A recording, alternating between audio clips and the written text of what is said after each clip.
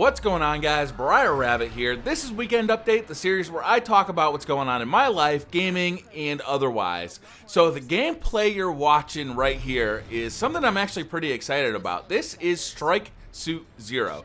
This game was released on the PC and Mac and Linux back in 2013. It was actually a Kickstarter project back in 2012. This game flew completely under my radar. I was just browsing around the PlayStation Network store. I saw this. It was available for, I think, either $12 or $13. And I haven't played a space combat game since probably the late 90s with TIE Fighter, X-Wing vs. TIE Fighter, the Wing Commander series, and I used to really enjoy those games. So I saw this, it looked like it might be fun, so I downloaded it, and I'm actually having a really good time with it. It's kind of got this hook where the ship that you pilot mainly can transform. It has the pursuit mode, which looks like a normal spaceship, and then it also has the strike mode, which turns it into more like a robot. When it's in strike mode, you have much more firepower but a little less mobility. When you're in pursuit mode, you're much faster but have less firepower. It makes for a good gaming hook. It's a lot of fun, and I highly suggest you check it out if you're into that kind of game, which there is a dearth of right now. There's just not a whole lot of experiences like this available right now. Also, the soundtrack for it, the score, is really, really good. I was super impressed right off the bat with the score. So definitely check this game out. It's really affordable at like $12 or $13. It's available on the Xbox One, the PS4, and basically any computing platform that you have. I'm home from work this week. I actually got a doctor's note. I hurt my back at work on Saturday. So I worked on Saturday, and I hurt my back while I was at work. So I actually went to the doctor last night, and he said, you know, basically it's a muscle strain in your lower back. And he prescribed some painkillers and some muscle relaxants, so I can't drive while I'm on the painkillers. They're a little too strong, so I'm stuck at home for the week. So hopefully what that means is I'll be able to make a couple extra videos because I'm going away for my bachelor party this weekend. And I'm really looking forward to this. So a lot of people for their bachelor party, they tend to, you know, try and do something huge and explosive, like go to Vegas or go to the casinos or go to like Mardi Gras or go to like, you know, have like some big blowout experience. Not me. I am kind of the opposite in this regard. I did all that stuff when I was in my early 20s. Right now, there's so much responsibility in my life, and I don't get to see my friends that much. What I'm actually really looking forward to is just chilling out with my friends, and what we're gonna do is kind of do this like cabin in the woods camping experience, and I can't wait. It sounds like it's gonna be an absolute blast.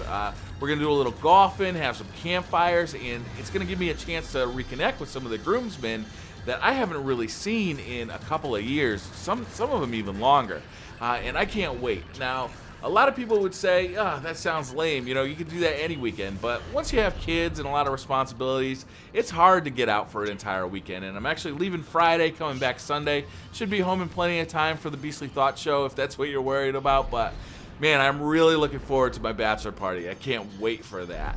I watched a video by Not Too Nerdy. I'm going to link that one in the description because it really got me thinking about the quality of games now, or how long they'll last, right? So he was kind of pondering, will we be collecting current gen games like we are with NES games or Super Nintendo games, where there's this lively market of buying these used games? And I don't know what'll happen with that, right? Is on the one hand, I think that the games that are being released are every bit as good as the games that came out for the NES and the Super Nintendo. Like, I could see playing Guacamelee or Fallout 3 for the rest of my life. Hey, I still pull out Halo Combat Evolved every once in a while because I just really enjoyed the single-player campaign of that. And if by, you know, some miracle of God I can actually get some people in the same room to play the multiplayer on that, I still really love the Halo Combat Evolved multiplayer. I thought it was really, really fun. However, what we do run into a situation is games like Call of Duty 4 or Titanfall, where the main experience is really about the online play, and someday these servers are just going to get shut down, right? Someday you will not be able to play Titanfall.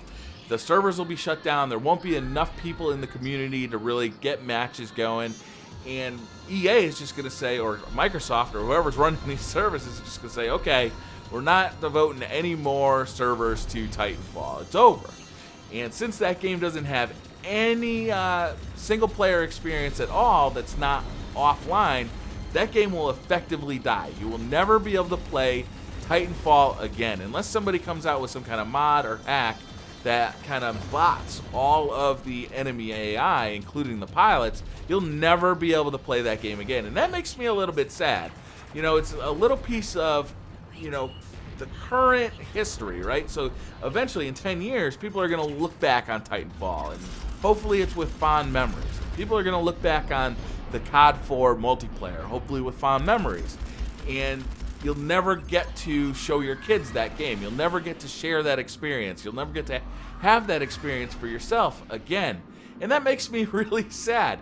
However, you know, there are current gen games that, you know, they'll last forever, like Strike Suit Zero, the game I'm playing right now.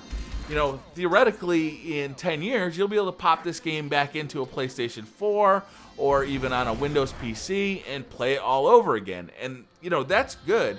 Will there be a collector's market like there is for NES games and, you know, Genesis games? I don't know, because those games, a lot of them had limited releases. You know, it was based on a cartridge. Those cartridges were a lot of money to produce, so they really didn't want to make more than they thought they could sell. So a lot of those are really rare, and, you know, they're not readily available digitally. With a game like Fallout, you can download that game. You know, you don't have to go search out a CD copy of that game. So I don't know, maybe that kind of collecting will die kind of once we get through the digital era. Because, you know, eventually all games are going to be available through digital only. You know, there won't be like GameStops and Best Buy selling you boxed copies of the game, because it really won't make any sense. You know, people will complain a lot, you know, about not being able to sell your used copy of the game, but ultimately it just doesn't make sense to, you know, take a digital product, turn it into a boxed product, only to have it be digital once the player actually sees it. You know, that middleman will eventually get cut out, I think. So yeah, that like used game kind of culture will probably just die, and so will collecting those games, right? You'll never go and search out a copy of Titanfall at a used game shop or find one at a tag sale or anything. So in that regard, that stuff will probably disappear. You know, at least it won't transfer over to the current generation of games. And that's something to think about. It's a little bit weird. So like I said earlier with Strike Suit Zero, this game completely flew under my radar. I don't know if I've ever even heard of it before. I just happened to come across it on the PlayStation Store and say, oh, that looks interesting. Maybe I'll check this out. What games are like that for you guys? Do you guys have any games that are really, you know, none of your friends have ever played them, but they're really special to you? Or that you might have missed, you know, you never really heard any hype about it, but you took a chance on it and it ended up being like one of your favorite games of all time. Let me know down in the comments kind of what are your favorite low-key games, your B-level games, your flying under the radar games, you know? Let me know down in the comments, and maybe I get to check them out too. So thanks for watching, guys. Hit that like button if you like this video, and I'll see you guys next time. Bye.